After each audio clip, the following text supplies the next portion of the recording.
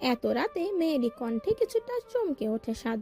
উপরে ফিরতেই দেখে আখি দাঁড়িয়ে আছে। সে ভাবে এই মেয়ে কি নিশাচর পাখি হয়ে গেল নাকি, ছিল তো একটা তোতা পাখি। এত রাতে জেগে আছো কেন? আপনি দাঁড়ান, আমি আসছি। বলেই আখি নিচে ছোটে, সাদকে কিছু বলার সুযোগও দেয় না। আখি দৌড়াতে দৌড়াতে সাদের সামনে গিয়েই হোঁচট খায়। পড়ে যেতে নেবে তার আগেই সাদ তাকে ধরে ফেলে, কোমর আঁকড়ে ধরে আখির। এরপর ধীরে সুস্থে দাঁড় করায়। কি সমস্যা তোমার? বাচ্চাদের মতো ছুটছো কেন? আর একটু হলেই তো পড়ে যেতে। আর এত রাতে জেগে জেগে কি করছিলে? আখি একটু দম নেয়, নিজেকে শান্ত করে বলে, আসলে ঘুম আসছিল না, তাই বেলকনিতে দাঁড়িয়েছিলাম। কিন্তু আপনি এত রাতে ঘুম হারাম করে কাকে ঝাড়ি দিচ্ছিলেন? দিচ্ছিলাম কাউকে। বলেই সে তার হাত সাদের কপালে স্পর্শ করে। সাদ টুক করে আখির হাত নিজের হাতের মুঠোয় নিয়ে নেয়, প্রশ্ন করে। এভাবে কপালে হাত দিচ্ছ কেন? সে প্রশ্ন করে, তবে আখির ধরে রাখা হাত ছাড়ে না। আখি মেন মেন করে বলে, আসলে দেখছিলাম। তোমার তো দেখার শেষ নেই। আবার কি দেখছিলে? দেখার শেষ নেই মানে? নাথিং। বলো, কপালে হাত দিলে কেন? আমি তো দেখছিলাম আপনার জ্বর আছে কিনা। ওই যে আমার জন্য বৃষ্টিতে ভিজলেন। আমার একটা দায়িত্ব আছে না? কিছু হলে তো আমাকেই দোষ দেবেন। আর একটু হাতই তো দিয়েছি, ক্ষয়ে গেছে নাকি? তাছাড়া আপনি সেই কখন থেকে আমার হাত ধরে আছেন তার বেলা? সাদ হাসে, ধীরে সুস্থে আখির হাত ছাড়ে, বাঁকা হেসে বলে, আমার জ্বরের চিন্তায় বুঝি জেগেছিলে? সাদা লায়ন চৌধুরীর সেবা করতে চেয়েছো? আখি থতমত খেয়ে বলে, মোটেও না। আমার ঘুম আসছিল না, তাই তো জেগেছিলাম। আপনি এখানে, আপনাকে দেখলাম তাই এসেছি আমি। আমাকে দেখলে আসতে হবে? দেখুন, একদম আমার কথার জালে ফাঁসানোর চেষ্টা করবেন না আমায়। বেশ, এখন রুমে যাও। কাল আমাদের সকাল সকাল বেরোতে হবে। আপনি কার সাথে যাবেন? না মানে আপনার গাড়িতে কে কে যাবে? সবাই আগেই ফিরছে। আমি সাথী আর সামিরকে নিয়ে ফিরবো।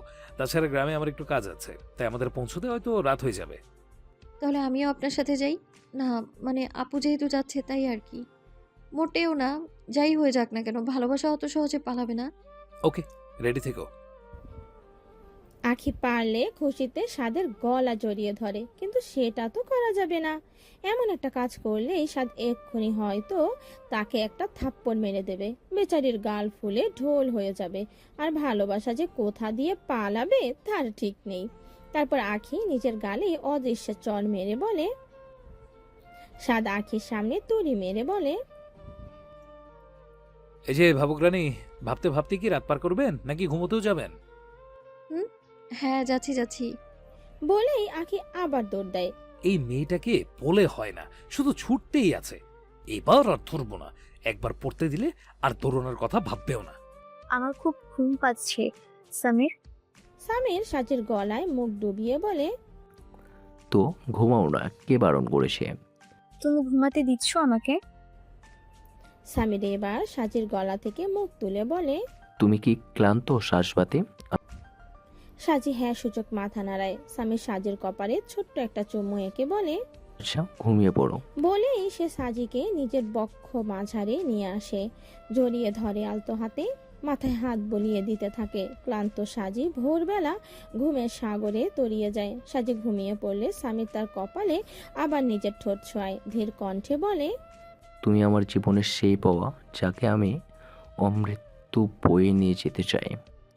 নিজের পক্ষ মাঝে রেখে তৃষ্ণা মেটাতে চাই। সর্বোপরি সারা জীবনে তোমাকে ঠিক এভাবেই ভালোবাসায় সিক্ত করতে চাই। আই লাভ ইউ শ্বাসবাতে। I love you so much.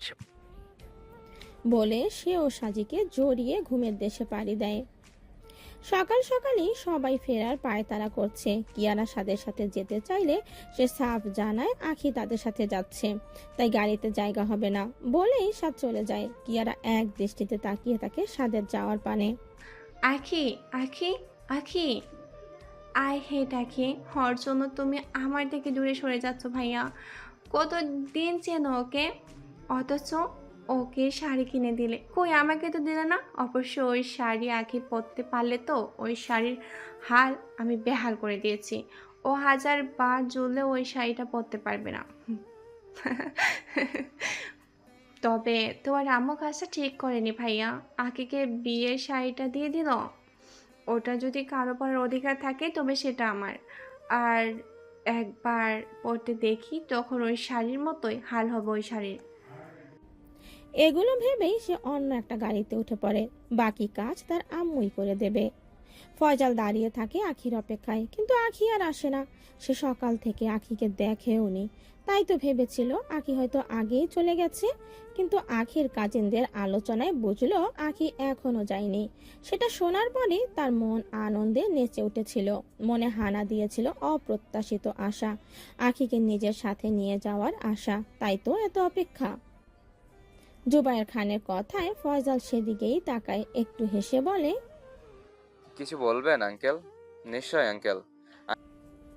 তারপরে একটু চুপ থেকে ফয়জাল আবার বলে, আঙ্কেল, আখি আপনাদের সাথে যাবে না। কথাটা শোনা মাত্রই ফয়জালের মনটা খারাপ হয়ে যায়। সে ভাবতে থাকে, তোমাকে নিয়ে গড়ে তোলা আমার কোনো আশাই যে পূরণ হচ্ছে না আখি। তাহলে তোমাকে পাওয়ার আশা কি পূরণ হবে না?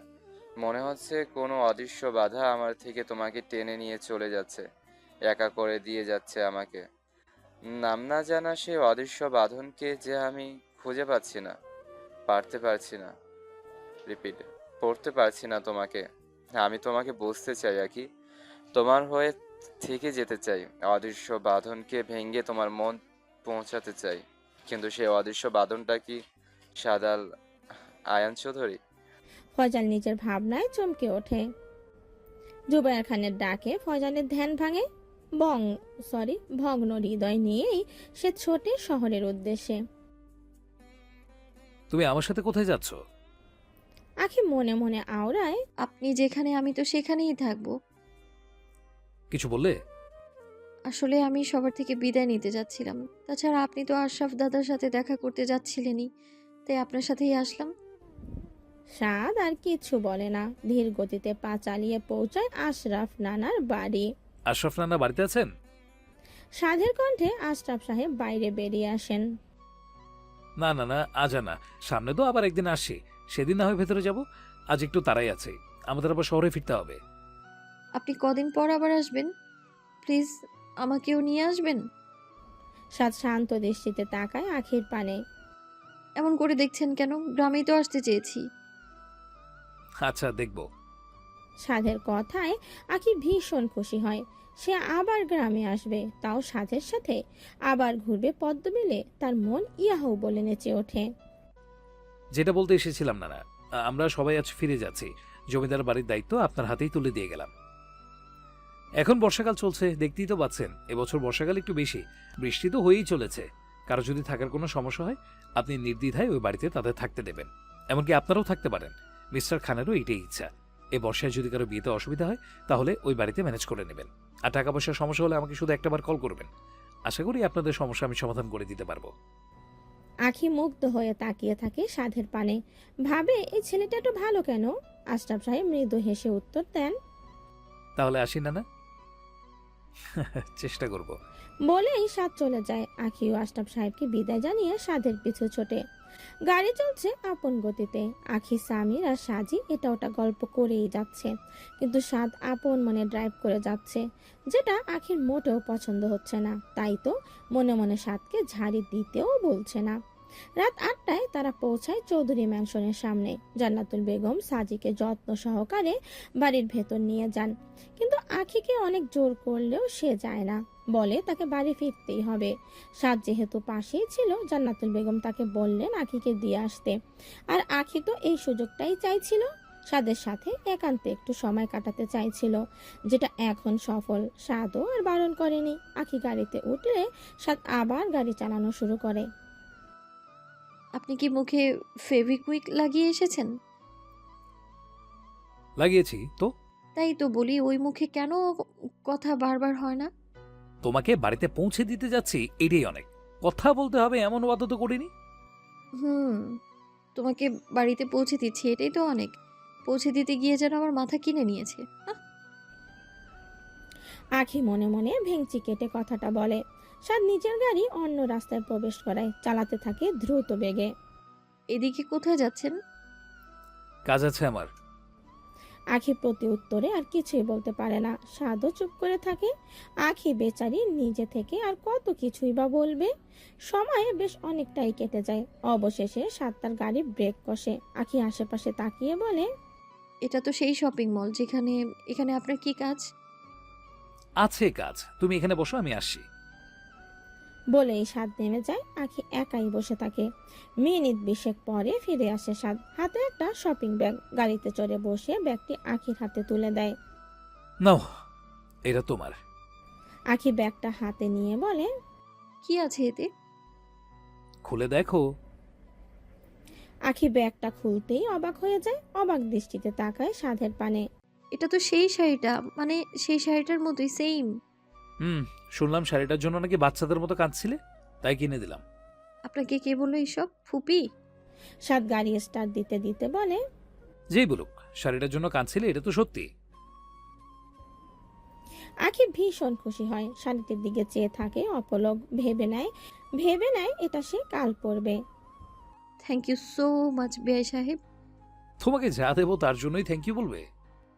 আমার পছন্দের জিনিস দিতে ধন্যবাদ তো দিতেই হবে। তাহলে তো বলতে হয় ধন্যবাদ তোমার জমিয়ে রাখা উচিত। হয়তো ভবিষ্যতে এমন কিছু পেয়ে গেলে যার জন্য সারা জীবন আমাকে ধন্যবাদ দিতে হলো। মানে? সব মানে বুঝতে নেই মিস আখি। সাধের কথার কোনো মানেই আখি বুঝতে পারে না। তাই তো ফ্যাল ফ্যাল করে হতবম্বের মতো চেয়ে থাকে।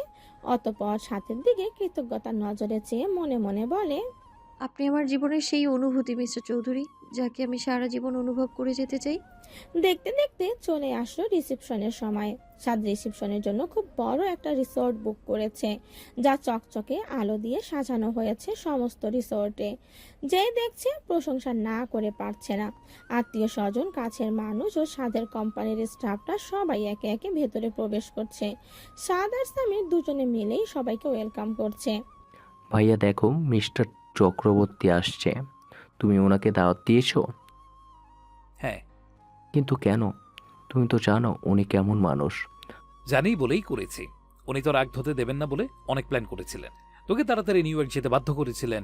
এখন ওনারও তো দেখা উচিত আমার ভাইয়ের শুধু বিয়ে নয়, বরং গ্র্যান্ড রিসেপশন হচ্ছে। ভালো তো ছিলাম, কিন্তু আপনাকে দেখে মনটা আরো ভালো হয়ে গেল।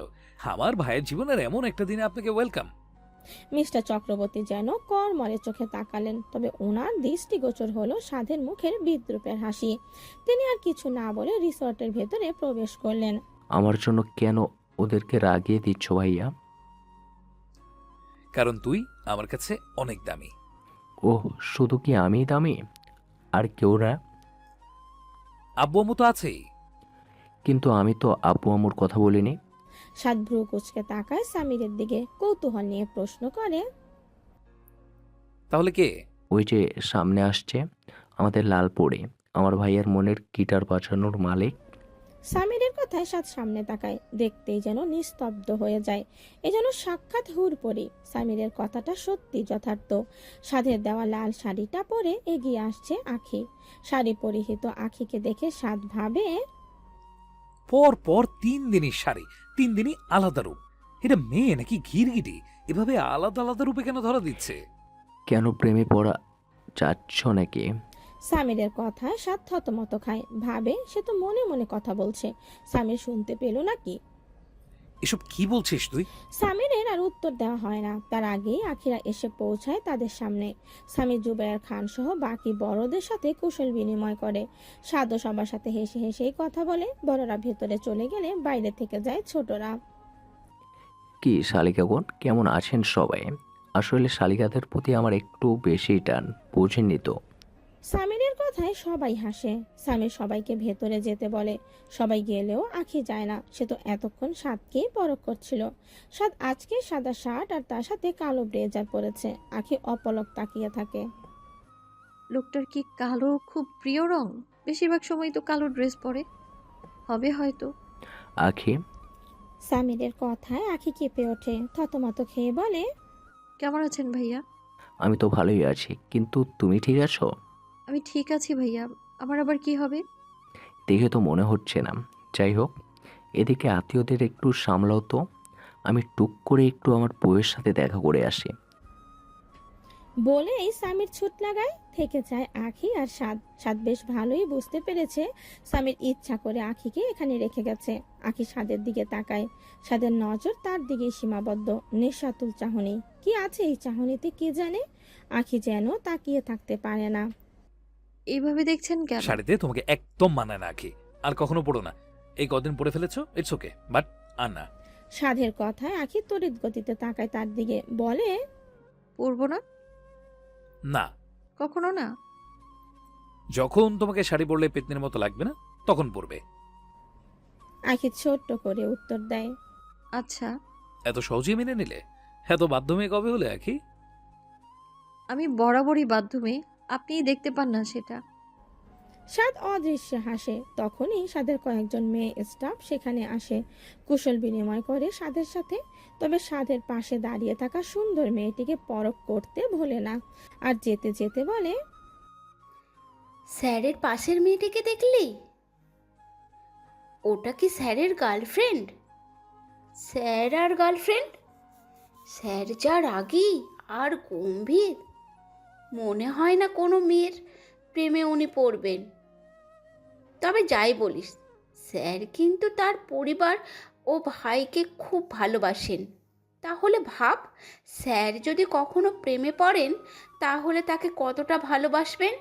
আমার তো মনে হয় স্যার তার জন্য পুরো দুনিয়ার সাথে লড়ে যেতে পারেন। এভাবেই তারা নিজেদের মধ্যে কথা বলতে বলতে ভেতরে প্রবেশ করে। সারা রাত কি এভাবে এখানেই দাঁড়িয়ে থাকবে? ভাইয়া যে বললেন এখানে দাঁড়াতে। প্রয়োজন নেই, তুমি সাঁঝির কাছে যাও। আখি বাধ্য মেয়ের মতো ভেতরে যাওয়ার উদ্দেশ্যে পা বাড়ায়। সাদ তাকিয়ে থাকে তার পানে। আখি গিয়ে সাজিকে জড়িয়ে ধরে, মত্ত হয় নানান কথায়। সাদ গিয়ে দাঁড়ায় সামিরের পাশে। সাদ সামিরের পাশে দাঁড়াতেই সামির বলে ওঠে, গাইস, আজকেও ভাইয়ার আরেকটা গান হবে নাকি? সবাই হ্যাঁ হ্যাঁ বলে চিৎকার করে ওঠে। সাদ বিরক্ত হয় বেশ, একটু গম্ভীর কণ্ঠে বলে, রোজ রোজ কি নাটক শুরু করেছিস সামির? Enough is enough. সাদের কথায় সবার মুখটা ছোট হয়ে যায়। সামির অসহায় মুখভঙ্গি নিয়ে বলে, আমার জন্য এটাও করবে না ভাইয়া? অযথা আবদার বারবার করবি না তো। এই লাস্ট, আর কখনোই বলবো না প্লিজ।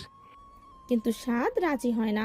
কিন্তু সবার জোরাজোরিতে রাজি হতে বাধ্য হয়। সামির কিয়ানের কাছে আগে থেকে একটা গিটার রেখে গিয়েছিল। সেটা এনে দেওয়ায় সাদ আগের দিনের মতো আবার গান ধরে। গান শেষ হওয়ার সঙ্গে সঙ্গে চারিদিক করতালি শব্দে ভেসে ওঠে। আজ বড়রাও সাদের গান শুনেছে, মুগ্ধ হয়েছে সবাই। সামির সাদের কানের কাছে মুখটা নিয়ে গিয়ে বলে, এই নাম না জানা পাখিটি কি আমাদের আঁখি?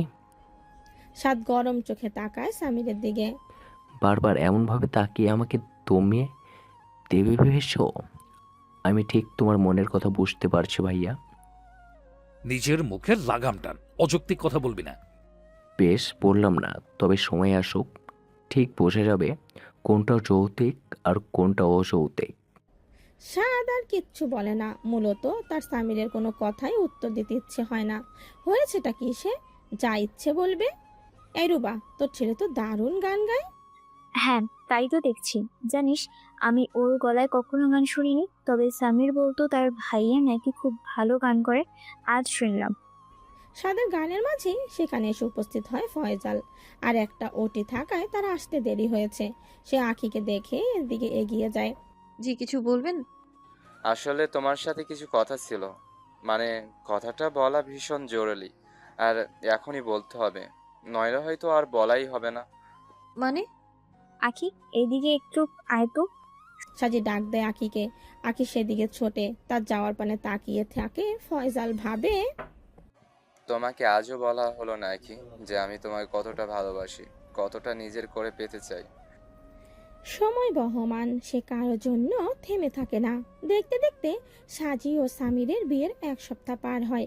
রিসেপশনের পর থেকে সাজি খান বাড়িতেই আছে। সামিরের থাকার ইচ্ছে থাকলেও উপায় নেই, অফিসের কাজে তাকে সময় দিতে হচ্ছে।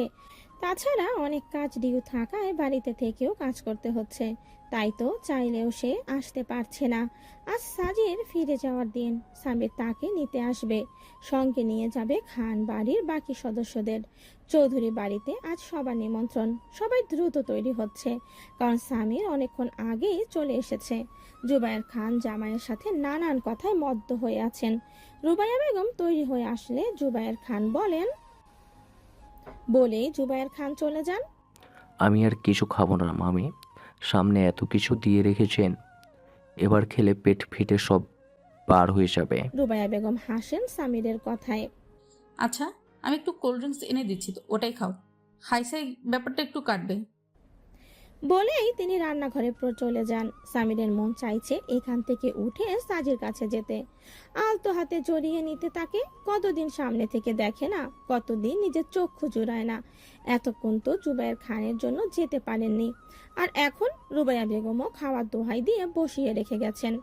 সামিরের ভাবনার মাঝে সিঁড়ি বেয়ে নেমে আসে সাজি। সামির সেদিকে অপলক তাকিয়ে থাকে, হিসাব গুনতে থাকে কতটা সময় সে সাজিকে দেখেনি। সাজি গিয়ে সামিরের পাশে বসে মন খারাপ করে অন্যদিকে ফিরে বলে, শুনেছি গার্লফ্রেন্ড বউ হয়ে গেলে নাকি ভালোবাসা কমে যায়। আজ তা সুচক্ষে দেখলাম। সামির হাসে সাজির কথায়, টোন কেটে বলে, কেউ কি আমাকে মিস করছিল? মিস করলেও বা কি, জনাব তো কাজে ব্যস্ত। বিয়ে হতে না হতেই এই অবস্থা, না জানি পরে কি হবে। সামির আরো কিছু বলতে যাবে তার আগেই সেখানে উপস্থিত হন রুবাইয়া বেগম। কোল্ড ড্রিঙ্কের গ্লাস সামিরের দিকে এগিয়ে দিয়ে সাজিকে প্রশ্ন করেন, আখি কোথায়? রেডি হয়েছে সে? একটু আগেও তার রুমে গিয়েছিলাম। সে এখনো ড্রেস পছন্দ করে উঠতে পারেনি, কোনটা পরবে। ওদিকে আমি পছন্দ করে দিলেও তার পছন্দ হয় না। আজকাল এই মেয়েটার যে কি হয়েছে বুঝি না। আগে তো এমন ছিল না। যা হোক, একটা হলেই হলো। এখন যত বাহানা তার। সামির হাসে রুবাইয়া বেগমের কথায়, মনে মনে অনেক কিছুই ভাবে, তবে প্রকাশ্যে কিচ্ছু বলে না।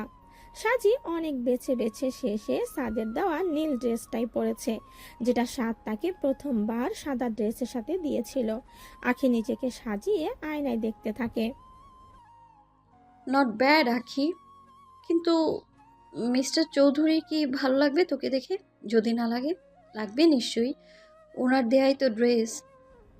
বলেই আখি নিজ মনে হাসে। আজ কতদিন পর সে সাদকে দেখবে, নিজের আখি চুরাবে, প্রাণ পুরুষকে দেখে মুগ্ধ হবে, ভালোবাসায় সিক্ত করবে নিজের মনকে। আপনি কি আমায় একটুও মিস করেননি মিস্টার চৌধুরী? হয়তো করেননি, করলে আমাকে অন্তত একটা কল করতেন। আমি কল করলাম না আর আপনিও ভুলে গেলেন।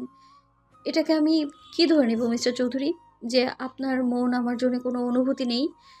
যেটা আছে সেটা একান্তই আমার একতরফা। হ্যাঁ, তাই হবে। এসব ভেবে আখির মনটা আরো খারাপ হয়ে যায়।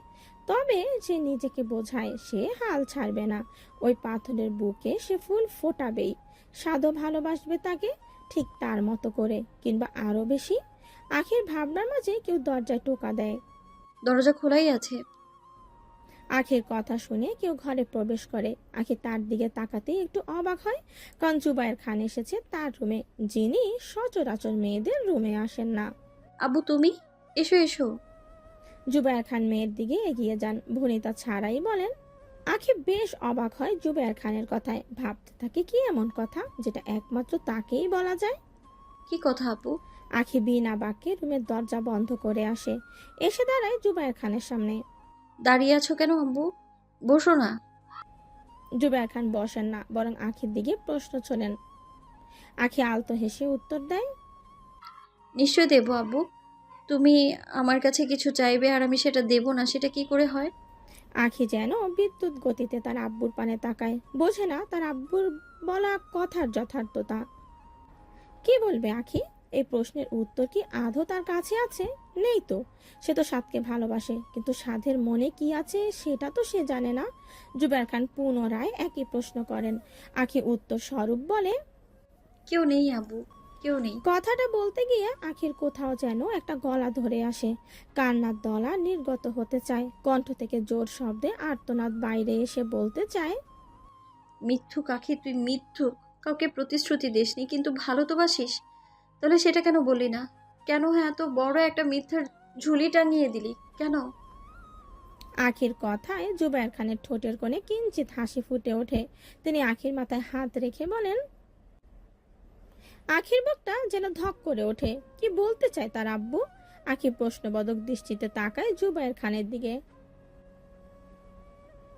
কথাটা বলতে দেরি, অথচ আখির পেছনে পিছাতে দেরি হয় না। তার পায়ের তলা থেকে যেন মাটি সরে যায়। মুহূর্তেই সবকিছুর মধ্যে বিতৃষ্ণা জন্মায়। সে নিজের কানকেও যেন বিশ্বাস করে উঠতে পারে না। অবিশ্বাস্য চোখে কিংকর্তব্য বিমূঢ় ভাবে চেয়ে রয় জুবায়ের খানের পানে। তার চোখ অনেক কিছু বলতে চায়, প্রতিবাদ করতে বলতে চায়, আমি এই বিয়ে করব না আব্বু, কিছুতেই না। কিন্তু হায়, কণ্ঠনালী ভেদ করে ওই বাক্যটুকু বাইরেই বার হয় না। বিয়ে? ফয়জাল ভাইকে? না, মানে কেন? ভাইয়া তো আপুকে ভালোবাসে, আমি কি করে? এটা হয় না আব্বু। কিন্তু আব্বু, আমি কিভাবে? আখিয়া কি বলবে? তার তো মাথা কাজ করা বন্ধ করে দিয়েছে। সমস্ত দুনিয়া যেন আধারে ঠেকছে। চোখ মুখ অন্ধকার হয়ে যাচ্ছে। সামনে সবকিছু ধোঁয়াশা, ঠিক তার জীবনের মতো। জুবায়ের খানের কথায় আখি কিঞ্চিত কেঁপে ওঠে, তবে মুখ দিয়ে কিছু বলতে পারে না। সে কি করে অন্য কাউকে বিয়ে করবে? সে তো সাদকে নিয়ে স্বপ্ন দেখেছে, তার সঙ্গে নিজের জীবনের প্রতিটা মুহূর্ত কাটাতে চেয়েছে। সে সবের কি হবে? তাহলে সবটাই কি বৃথা? আসলে আমি এখনই বিয়ে করতে চাই না আব্বু, কিন্তু যাকে চিনি না তাকে বিয়ে করা কি সম্ভব? আখি আতকে ওঠে জুবায়ের খানের কথায়। এমন বলো না আব্বু। আখি হ্যাঁ সূচক মাথা নাড়ে। জুবায়ের খান বেশ খুশি হন আখির কথায়। আখির মাথায় হাত বুলিয়ে বলেন। আখি আবার মাথা নাড়ে। জুবায়ের খান চলে যান। জুবায়ের খান যেতেই আখি কান্নায় ভেঙে পড়ে। সাথে সাথে দেখা করার জন্য যতটা আগ্রহী ছিল, এখন তার থেকে কয়েকশো গুণ বেশি কষ্ট হচ্ছে তার। সে কান্নায় ভেঙে পড়ে। আমি নিজের মনের কথা তোমায় বলতে পারিনি আব্বু, কিন্তু তুমি কেন মেয়ের মনের অবস্থা বুঝলে না? কেন আমার আর্তনাদ তোমায় আমার চোখের ভাষা বুঝিয়ে দিল না? আমি ফয়জাল ভাইকে কখনো ভালোবাসতে পারবো না আব্বু, কখনো না। আমি যে মিস্টার চৌধুরীকে ভালোবাসি আব্বু, নিজের থেকেও বেশি ভালোবাসি। ওনাকে কি করে ভুলে যাব আমি? কি করে অন্য কারোর সাথে সংসার সাজাবো? আমি পারবো না আব্বু, পারবো না আমি। কেন তুমি আমায় এমন দোহাই দিলে? কেন আত্মঘাতীর ভয় দেখালে আমায়? কেন? এসব বলেই আখি আবার কান্নায় ভেঙে পড়ে। ঠিক করে সে আজ চৌধুরী বাড়িতে যাবে না। যাবে না সাদের সামনে। গেলেই তো তার কষ্ট আরো বেড়ে যাবে। ওই মানুষটার সামনে সে আর দাঁড়াতে পারবে না। নিচ থেকে সাজি আখি বলে ডাক ছাড়ে। আখি নিজের চোখ মোছে। আসছি বলে নিচে যায়। তবে ঠিক করে অসুস্থতার বাহানা আজ বাড়িতে থেকে যাবে। কিন্তু সেখানে গিয়ে কিছু বলার আগেই সামির বলে। তাড়াতাড়ি এসো শালি সাহেবা, ভাই আমাদের সবার জন্য অপেক্ষা করছে। আখি না করতে গিয়েও যেন পারে না। সাদের অপেক্ষার কথা শুনে সে থমকে দাঁড়ায়। এইভাবে মূর্তির মতো না দাঁড়িয়ে থেকে চল। আব্বু আম্মু আগেই জালাল ভাইজানের সাথে চলে গেছে, শিমু আপাও ওদের সাথে চলে গেছে। আখি কিছু না বলে পা বাড়ায়। সামিরের গাড়িতে তারা চৌধুরী বাড়িতে পৌঁছায়।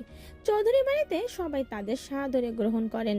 সেখানে আজ খুশি খুশি রব। তবুও আখির মনে ঘোর আমাবস্যা ছেয়ে আছে। অভিকা আখিকে টেনে নিজেদের কাছে বসায়। সঙ্গে যোগ দেয় সাজি। সবাই নানান কথায় মত্ত হলেও আখি নিশ্চুপ। কিয়ান এসে তাদের সঙ্গে বসে। আমাকে ছাড়া এত কিসের গল্প শুনি? কিয়ানের কথাটা অভিকার পছন্দ হয় না। গ্রামের বাড়িতে সাদের সাথে অমন ব্যবহার পর থেকেই সে অভিকদের চক্ষুশূল হয়ে পড়েছে। কিয়ানের কথায় প্রতিউত্তরে সাজি বলে। আপনাকে তো খুঁজেই পাওয়া যাচ্ছিল না ভাইয়া, এই এসেছে, এবার গল্প জমে যাবে। কিয়ান হাসে সাজির কথায়। সে আখির দিকে তাকাতে দেখে আখি ফ্লোরের দিকে মুখ করে বসে আছে। কিয়ান কিছু বলতে গিয়েও বলে না। হ্যাঁ রে, জানো সবাইকে দেখছি, কিন্তু স্বাদ কোথায়? তাকে তো এখন পর্যন্ত দেখলাম না। আখি এতক্ষণ অন্য ভাবনায় মত্ত ছিল, কিন্তু সাদের কথা কানে প্রবেশ করতেই সে তড়িৎ গতিতে রুবাইয়া বেগমের দিকে তাকায়। একটা কাজ কর, ওর এবার বিয়ের ব্যবস্থা কর। আখি ওনাদের দিকে ফিরে দীর্ঘশ্বাস ফেলে বলে। যিনি কাউকে বিয়েই করতে চান না তিনি আমায় ভালোবাসেন না, এটা আমি নিশ্চিত। কিন্তু আমার বেহায়া মন যে মানতে নারাজ। আখির ভাবনার মাঝেই সাত সিঁড়ি বেয়ে নেমে আসে। তনুতে তার কালো টি শার্ট জড়ানো। আখি সেদিকে এক পলক তাকিয়ে নজর ফিরিয়ে নেয়, বিড়বিড়ায়। আপনি আমার জন্য নিষিদ্ধ হয়ে গেছেন প্রাণপুরুষ। নিষিদ্ধ আপনি আমার জন্য, নিষিদ্ধ। আমার কাছের মানুষ আপনাকে নিষিদ্ধ করতে বাধ্য করেছে। পাওয়ার আগেই আমি আপনাকে হারিয়ে ফেললাম চিরতরে, সারা জীবনের জন্য। এই জন্মে বুঝি আপনাকে আর পাওয়া হলো না। পরের জন্ম বলে যদি কিছু থাকে, আমি বারবার আপনার হাতে আপনারই হতে চাই। আপনাকে ভালোবেসে যেতে চাই আমি। অন্তত সেই অধিকারটুকু আমায় দেবেন।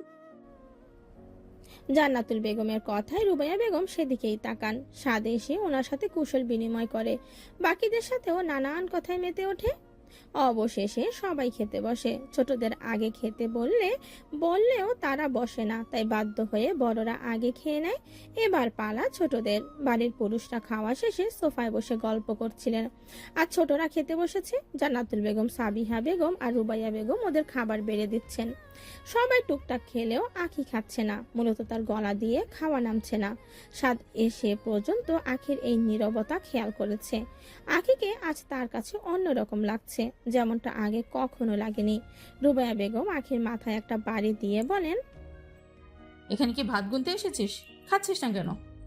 আমার খিদে নেই আম্মু, উঠছি আমি। বলেই আখি উঠতে যায়, কিন্তু সাধের কথায় পুনরায় সে বসতে বাধ্য হয়। আসলে আমার কিছু কথা ছিল, তাই সবাই এখানে থাকলে ভালো হয়। আখি সহ সবাই প্রশ্নবোধক দৃষ্টিতে তাকায় সাধের পানে। সাধ সবার দৃষ্টি অনুসরণ করে সাজিকে প্রশ্ন করে, তোমার পাসপোর্ট আছে সাচি?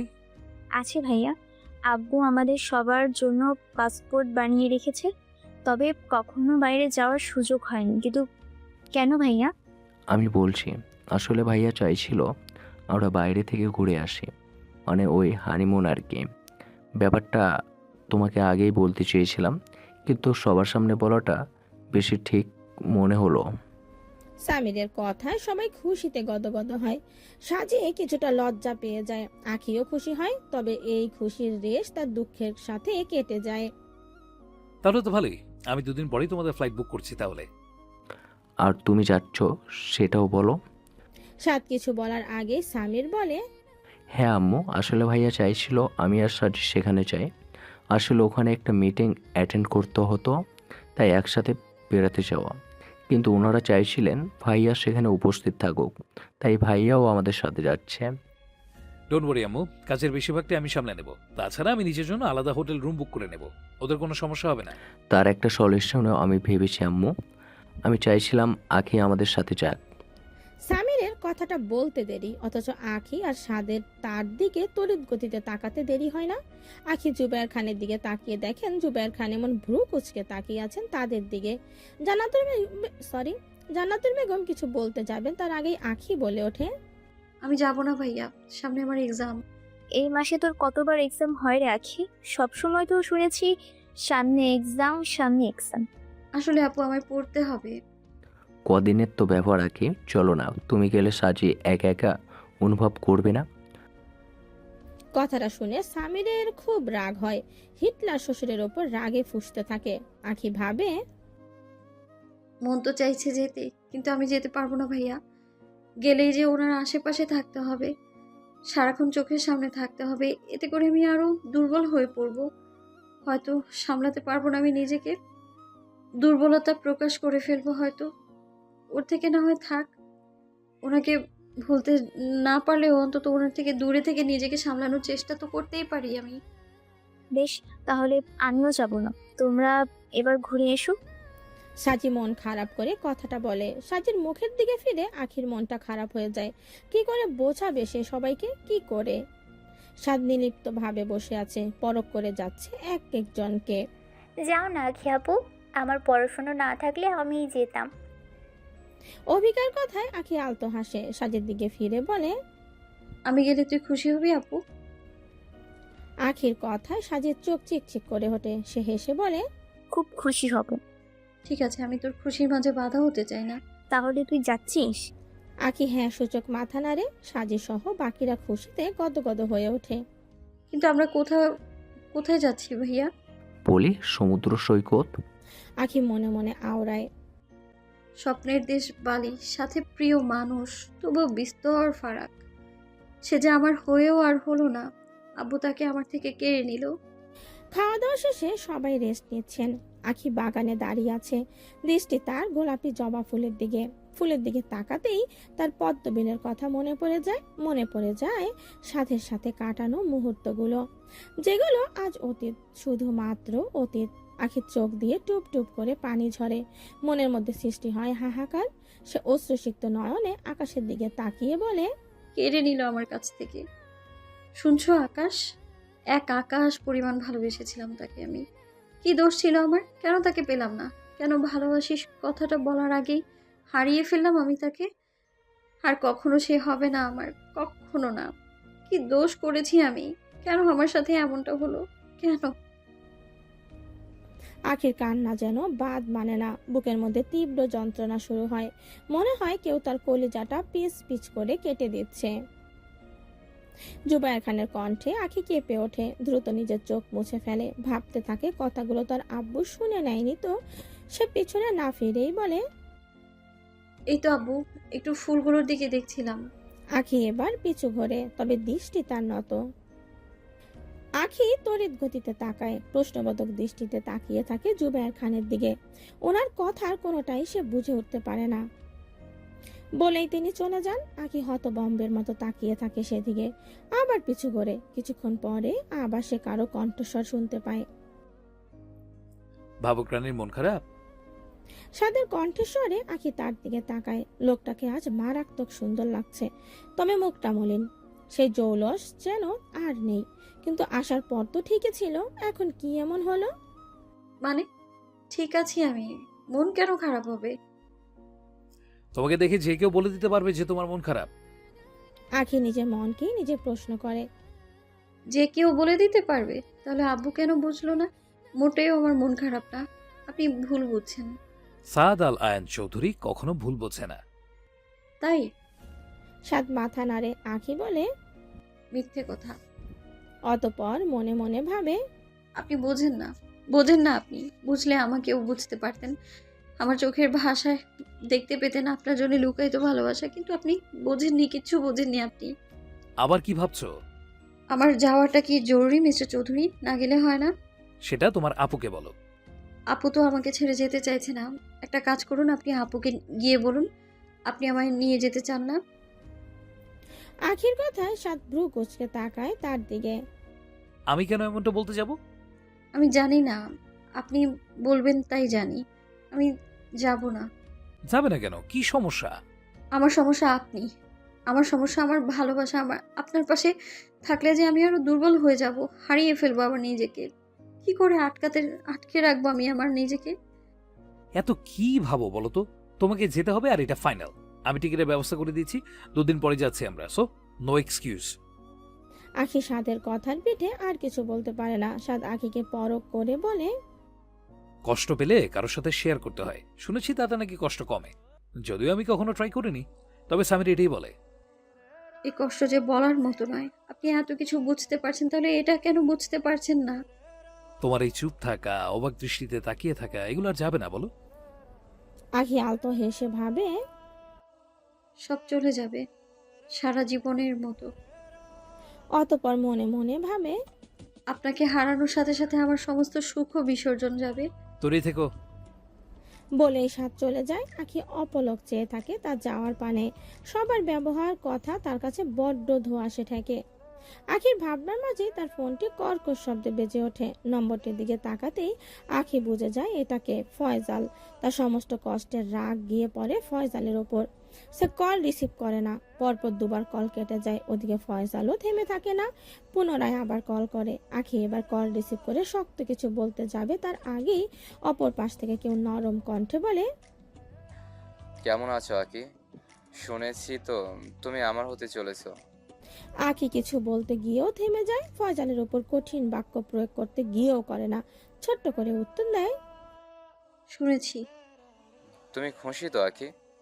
সবার খুশিতেই আমার খুশি। ফয়সাল বেশ খুশি হয় আখির কথায়। আখির গলা চিরে বার হতে চায়, আমি খুশি নই আমি খুশি। আমার সমস্ত সুখ খুশি তো আপনারা কেড়ে নিচ্ছেন। অথচ দেখুন, আমি কিচ্ছু বলতে পারছি না আমি অন্য কাউকে ভালোবাসি, অন্য কাউকে নিজের করে পেতে চাই আমি। আব্বু সব রাস্তা বন্ধ করে দিয়েছে। মান সম্মানের দোহাই দিয়ে আমার থেকে ভালোবাসার অধিকার কেড়ে নিয়েছে আমার। নিষ্ঠুর এই প্রকৃতি, নিষ্ঠুর আমার ভাগ্য। তোমার সাথে কিছু কথা বলতে চাই, যদি দেখা করতে একটু। আমার সময় হবে না ফাজাল ভাইয়া।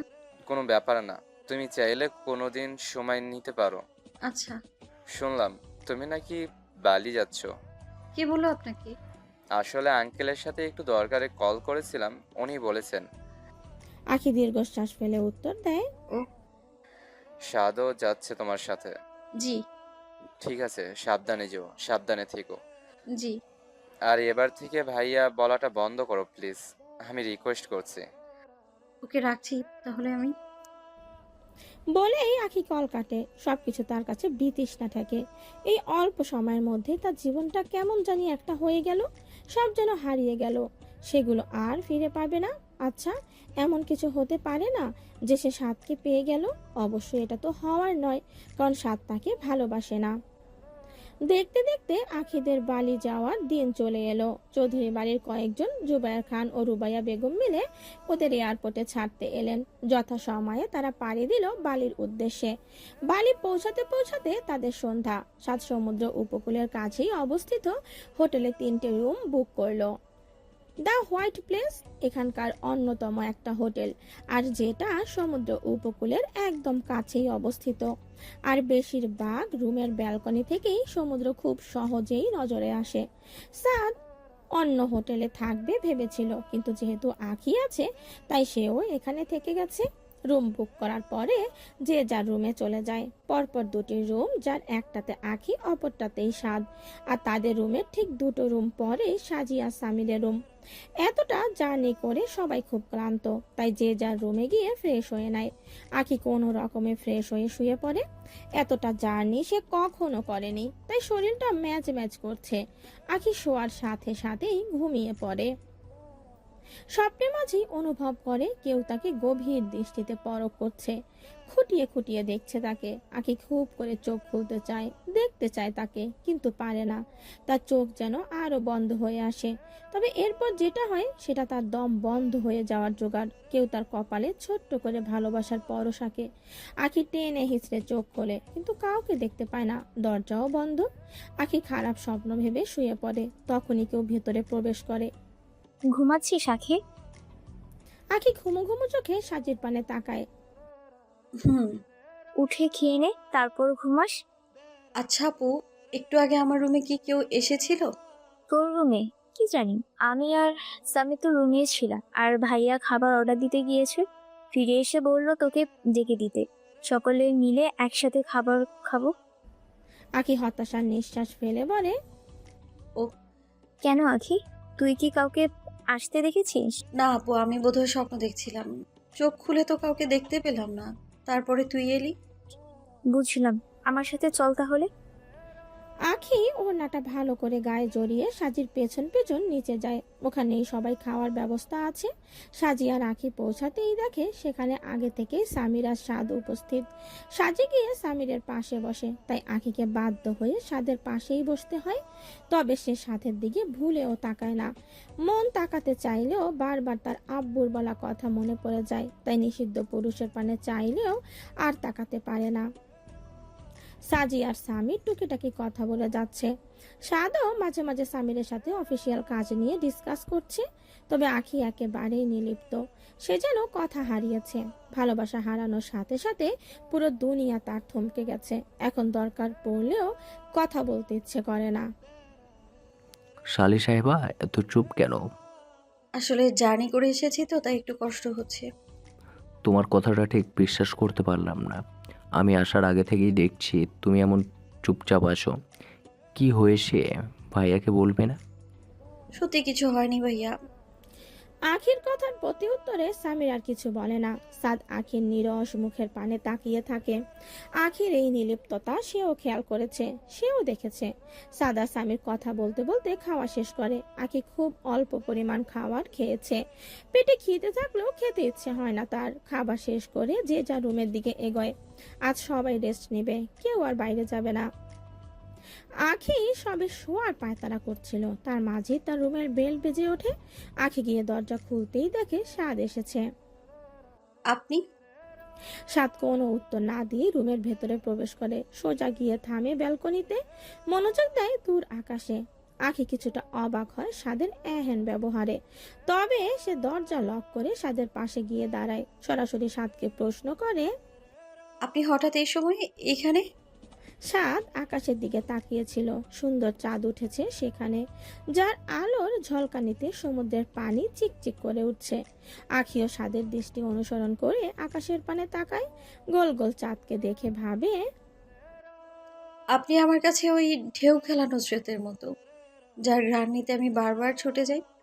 আপনি আমার কাছে অমাবস্যার ওই চাঁদের মতো, নেই জেনেও বারবার ছুটে যাই।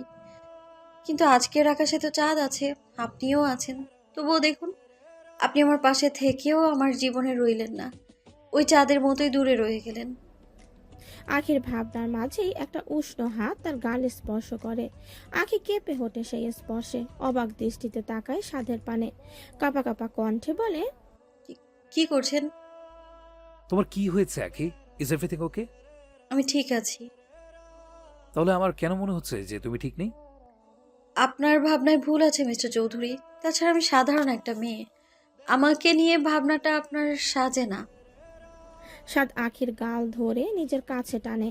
আখি খিচে নিজের চোখ বন্ধ করে নেয়। সাদের নিঃশ্বাসের গরম ছোঁয়া আখির সারা মুখে বিচরণ করে। আমার ভাবনা নিয়ে তোমাকে ভাবতে হবে না আখি। তুমি শুধু বলো তোমার কি হয়েছে, কে কি বলেছে তোমাকে, কে কষ্ট দিয়েছে? Answer me. আখি নিজের চোখ খুলে সাদকে তার অনেক কাছে আবিষ্কার করে।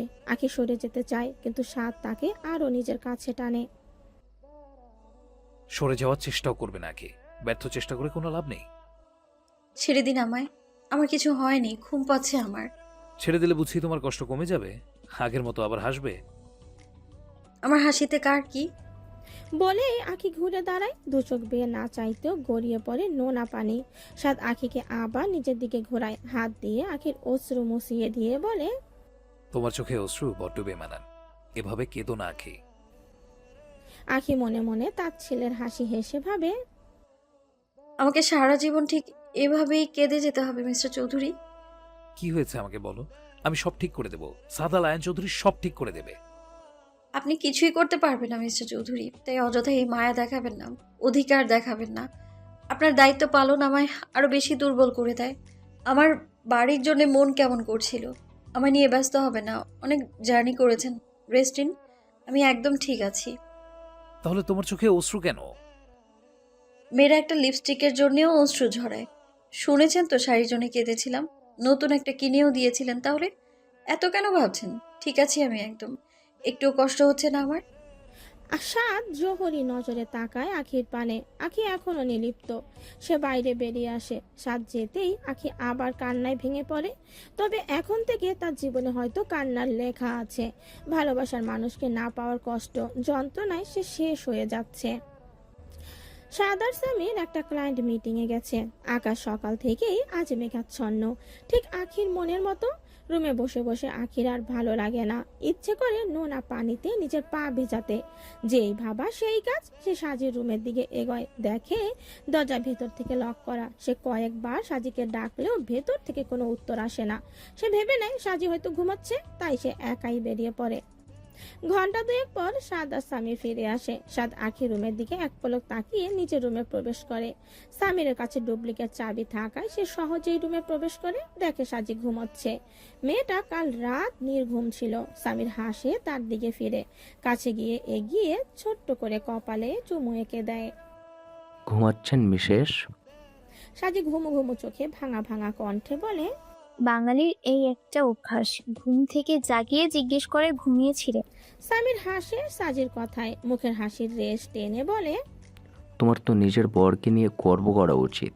আফটার অল তোমার বর বাঙালি ঐতিহ্যকে বহন করে চলেছে। সাজি সামিরকে হালকা ধাক্কা দিয়ে বলে, যাও তো, ঘুমাতে দাও। তোমার জন্য আজকাল আমি ঘুমোতে পারছি না। তোমাকে জানিয়ে না রাখলে ভালোবাসার প্রমাণ কিভাবে দেব? সামির, আচ্ছা ঠিক আছে, এখন বলো আখি কোথায়? ও নিজের রুমেই আছে।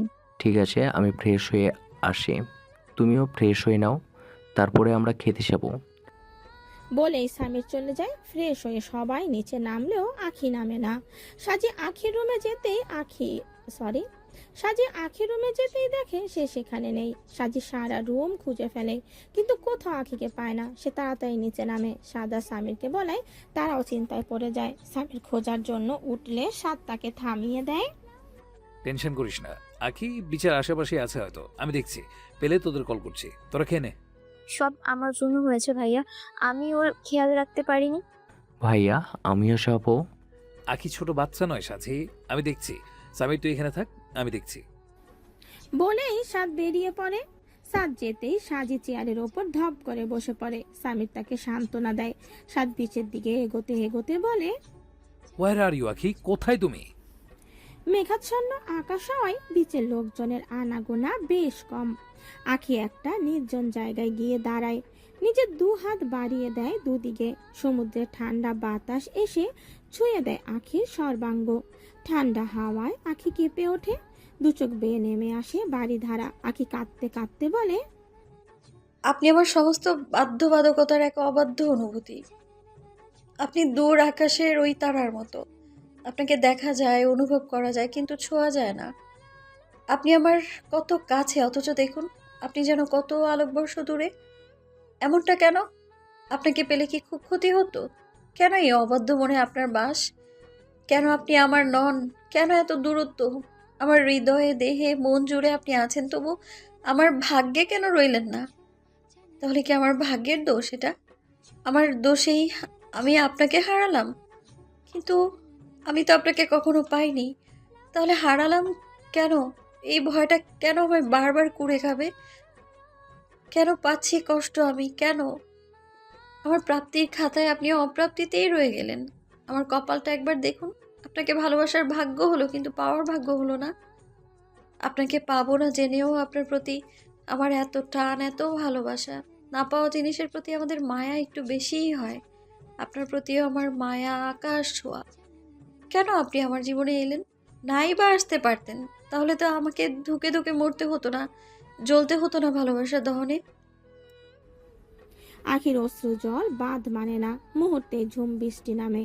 বিচে উপস্থিত সবাই শেল্টারের উদ্দেশ্যে ছুটে যায়, কিন্তু আখি যায় না। সে বৃষ্টিকে উপভোগ করে। বৃষ্টির প্রতিটি ফোঁটার সঙ্গে মিশে যায় তার অশ্রুকণা। আখি, পেছন থেকে কারো ডাকে আখি সেদিকেই তাকায়। সাদ দৌড়ে এদিকে এগিয়ে আসছে। ভিজে তার জবুথবু অবস্থা। আখির কাছে এসেই সে আখির হাত ধরে নিজের কাছে টানে। কি করছো আখি? ভিজছ কেন? শরীর খারাপ করবে তো। যেখানে মনের বর্ষণ তীব্র, সেখানে এই সামান্য বৃষ্টি আমার কিচ্ছু করতে পারবে না। কি হলো বলো, এখানে কেন এসেছো? আর ভিজছ কেন? কাউকে বললে না কেন? আসলে আপু ঘুমাচ্ছিল হয়তো, তাই একটু এদিকে এসেছিলাম। রুমের মধ্যে ভালো লাগছে না। তাহলে ফোন সঙ্গে আনোনি কেন? ফোন সঙ্গে থাকলে নিজের সাথে সময় কাটাতে পারতাম না, তাই আনিনি। বেশ, রুমে চলো, সবাই তোমার জন্য অপেক্ষা করছে। আখি কিছু না বলে সাদের সাথে এগিয়ে যায়। রুমে গিয়ে চেঞ্জ করে, খেয়ে নেয় কিছু। সাজি অবশ্য তাকে ঝাড় দিতে ভোলে না। আখি ঝাড় খেয়েও কোনো প্রতিবাদ করে না। রুমে গিয়ে পাড়ি দেয় ঘুমের দেশে। বিকেলের দিকে বৃষ্টির তীব্রতা অনেকটাই কমে আসে। সামিরা সাজি একটু বাইরে বেড়াতে গেছে। আখিকে যেতে বললে সে সরাসরি না করে, বলে তার শরীরটা ভালো লাগছে না। সাদ হোটেলে ছিল বলে তারা নিশ্চিন্তে বাইরে চলে যায়। আখির রুমে শুয়ে আছে। গা তার জ্বরে পুড়ে যাচ্ছে, ঠান্ডা লাগছে, সেই সঙ্গে থেকে থেকে কেঁপে উঠছে তার সমগ্র তনু। তবে উঠে সে কাউকে ডাকবে সেই শক্তিও তার ভেতরে অবশিষ্ট নেই। তবে সাজিদের বাইরে যাওয়ার কথা মনে পড়তেই সে আর ওঠার চেষ্টা করে না। এই মুহূর্তে তার সাদকে প্রয়োজন, খুব করেই প্রয়োজন। কিন্তু সাদ তো তার রুমে আসবে না, আর না আসবে তার জীবনে। আখি জ্বরে কাঁপতে কাঁপতে ঘুমিয়ে পড়ে। কিছুক্ষণ পরে সাদ রুমে আসে। আখিকে গুটিসুটি মেরে শুয়ে থাকতে দেখে তার ভ্রু কুঁচকে আসে। আখির দিকে এগিয়ে গিয়ে তাকে পরখ করে। কপালে হাত রাখতেই বুঝে যায় তার জ্বর হয়েছে। সাদ দ্রুত একটা কাচের বাটি আর একটা নরম কাপড়ের ব্যবস্থা করে, জলপট্টি দিতে থাকে আখির মাথায়। পাশে অবশ্য একটা ঔষধও খাইয়ে দেয়। আখির জ্বর এখন অনেকটাই কমে আসে, তবে সাদ তার ঘন নিঃশ্বাসের শব্দে বোঝে আখি এখনো গভীর ঘুমে মগ্ন। সাদ আখিকে নিজের 2 হাত দিয়ে শোয়া থেকে উঠায়, আগলে নেয় নিজের বুকের মাঝে। বলেই সে আখির কপালে চুমু আঁকে, আবারও নিজের বক্ষ মাজারে জড়িয়ে ধরে। সাদ আখিকে নিজের বুক থেকে ওঠায়, নরম দৃষ্টিতে তার মুখের দিকে তাকায়। মেয়েটার মুখ ফ্যাকাশে হয়েছে, চেহারা সে জৌলস হারিয়েছে। হয়তো আবার কেঁদেছে, কিন্তু কান্নার কোনো কারণ সাদ খুঁজে পায়নি। তবে সে জেনেই ছাড়বে এর কারণ। কে কষ্ট দিল সেটাও জানবে, আর সেদিন তার কি অবস্থা হবে সাদ নিজেও জানে না।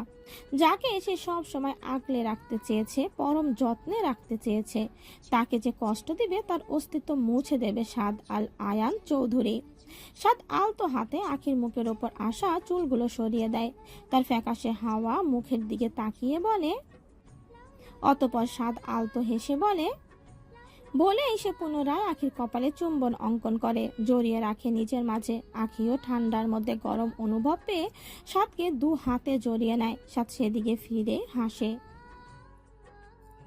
বড্ড মায়াবতী তুমি হোয়াইট স্নো। তোমাকে দেখলে শুধু ভালোবাসা পায়, মনের মধ্যে অবাধ্য অনুভূতি হানা দেয়। আমি কখনো ভাবিনি আমার হৃদয়েও কেউ এমনভাবে কবজা করবে, এমনভাবে আমাকে ভালোবাসায় আগলে জড়িয়ে নেবে। তবে ভালো যখন বেসেছি তখন তোমার সারা জীবনের দায়িত্ব আমার। তুমি শুধু আমার পাশে থেকো, আমি 1 আকাশ পরিমাণ ভালোবাসা তোমার পায়ে লুটিয়ে দেব, মাথায় তুলে রাখবো তোমাকে। তোমাকে ঘিরতে আসা সমস্ত দুঃখ কষ্টকে নিঃশেষ করে দেব। তোমার খুশির জন্য আমি সব করতে রাজি, শুধু চাইবো তুমি ভালো থাকো। একটু কেঁদো না মায়াবতী, একটুও না। তোমাকে যে অশ্রুসিক্ত নয়নে মানায় না। তুমি হাসবে, আর তোমার সাথে হাসবে পুরো পৃথিবী, আর আমি সেই পৃথিবীর দিকে তাকিয়ে তোমাকে অনুভব করে যাব। বেশ রাতের দিকে আখির ঘুম ভাঙে। ঘুম থেকে উঠে দেখে সাজি তার পাশেই বসে আছে, হয়তো বাহিরে থেকে ঘুরে সোজা এখানেই এসেছে। আখি বেশ ধীর কণ্ঠে বলে, আপু তুই এইখানে এত তাড়াতাড়ি চলে আসলি যে? এত তাড়াতাড়ি মানে? কয়টা বাজে দেখেছিস? 12টা বেজে গেছে। নিজের কি হাল বানিয়েছিস আখি? এত আসলে বৃষ্টিতে ভিজে একটু জ্বর চলে এসেছিল, এখন একদম ঠিক আছে দেখ। তুই কি বাচ্চাই রয়ে যাবে বলতো? একে তো কাউকে কিছু না বলে বাইরে চলে গেলি, আবার বৃষ্টিতে ভিজে জ্বর বাঁধিয়েছিস। এতটা টেনশন কেন করছিস আপু? সামান্য একটু জ্বরই তো হয়েছে, আর কোনো মানুষের কি জ্বর হয় না? হয়, কিন্তু তোর হবে কেন? আর এতটা বেপরোয়া কেন তুই? আমরা কালকেই ফিরে যাব। আমাদের এখানে আরো কিছুদিন থাকার আছে আপু, এভাবে চলে যাব বললেই তো হয় না। তাছাড়া আমার জন্য তোরা নিজেদের সুন্দর মুহূর্তগুলো কেন নষ্ট করবি? তুই এভাবে শরীর খারাপ নিয়ে পড়ে থাকবি আর আমরা বাইরে ঘুরে বেড়াবো? তুইও না আপু, কোথায় বিয়ে হয়েছে বরকে নিয়ে ভাববি, তা না করে আমার পিছনে পড়ে আছিস। এখন যা, খাওয়া দাওয়া করে ঘুমিয়ে পড়তো, কাল তোদের কোথায় একটা না যাওয়ার আছে। হ্যাঁ, ভেবেছিলাম তোকেও সঙ্গে করে নিয়ে যাব। কিন্তু ভাইয়া বারণ করেছে, বলেছে আমাদের দুজনকে যেতে। ভাইয়া নাকি তোর খেয়াল রাখবে। তাহলে তো ভালোই, আমি ঘরে রেস্ট নিয়ে নিব। কাল দিনটা রেস্ট নিলে একদম ফিট অ্যান্ড ফাইন হয়ে যাব, দেখিস তুই। সাজি দীর্ঘশ্বাস ফেলে। আখিকে ছেড়ে যেতে তার মন চায় না, কিন্তু সাদ তাকে বারবার বলে দিয়েছে আখির দায়িত্ব তার, তাকে নিয়ে একদম টেনশন না করতে। তাই তো সে যেতে চেয়েছে। ঠিক আছে, আমার সাথে চল, কিছু খেয়ে নি। এখন কিছু খেতে মন চাইছে না আপু, তোরা খেয়ে নে। ওষুধ খেতে হবে আখি, এভাবে না খেয়ে থাকলে শরীর তো আরো খারাপ করবে। আমার খিদে পেলে আমি খাবার অর্ডার দিয়ে দেব, এখন প্লিজ কথা বাড়াস না। সাজি আর কোনো কথা না বলে বেরিয়ে যায়। আখি উঠে ওয়াশরুমে ছোটে। বাইরে এসে আয়নায় নিজেকে দেখে, সারা মুখ কেমন মলিন হয়ে আছে। যে কেউ দেখে বলে দিতে পারবে আখি অসুস্থ। আখি আয়নার দিকে তাকিয়ে থাকে। অনেকক্ষণ ধরে চেনা এক গন্ধ তার নাকে ভেসে আসে, কিন্তু বুঝে উঠতে পারে না গন্ধটা আসলেই কোথা থেকে আসছে। সে সারা রুম, এমনকি বেলকনিতে গিয়েও কিছু খুঁজে পায় না। তবে গন্ধটা যেন তার সাথে সাথেই ঘোরে। অনেক খোঁজাখুঁজির পর হঠাৎ তার নজর নিজের ড্রেসের দিকে যায়। একটু নিচু হয়ে শুকতেই তীব্র কড়া পারফিউমের সুঘ্রাণ তার নাকে এসে ঠেকে। পারফিউমটা তার খুব চেনা, এটা সাদ ব্যবহার করে। তবে সে বোঝে না সাদের পারফিউমের গন্ধ তার ড্রেসে কি করে আসবে। আখি কিছুটা চিন্তিত হয়। ওড়নাটা গায়ে ভালো করে জড়িয়ে কিছু না ভেবেই ছোটে সাদের রুমে। সে সাদের রুমে গিয়ে দরজায় টোকা মারে। সাদ রুমের দরজা খুলতেই দেখে আখি এসেছে। আখিকে দেখতেই তার ঠোঁটের কোণে হাসি ফুটে ওঠে। আসুন মিস আইরাত খান আখি, আমার রুমে এসে আমাকে ধন্য করুন। আখি বিনা বাক্যে তার রুমে প্রবেশ করে। রুমে প্রবেশ করতেই কড়া পারফিউমের সৌরভ আখির নাক ভেদ করে সর্বাঙ্গে পৌঁছে যায়। আখির মাঝে কেমন শিহরণ জাগে। সাদ রুমের দরজা লক করে আখির সামনে গিয়ে দাঁড়ায়। আখি বেশ উসখুস করতে থাকে। প্রশ্নটা কিভাবে করবে বুঝে উঠতে পারে না। আখির এমন অবস্থা দেখে ভ্রু কুঁচকে আসে সাদের। ইজ এভরিথিং ওকে আখি? এমন করছো কেন? আখি তড়িৎ গতিতে তাকিয়ে ঝড়ের গতিতে প্রশ্ন করে। আপনি কি আমার রুমে গিয়েছিলেন? কেন? বলুন না গিয়েছিলেন কিনা। গেছিলাম, তখন তুমি ঘুমাচ্ছিলে। আখি শুকনো ঢোক গেলে আমতা আমতা করে বলে,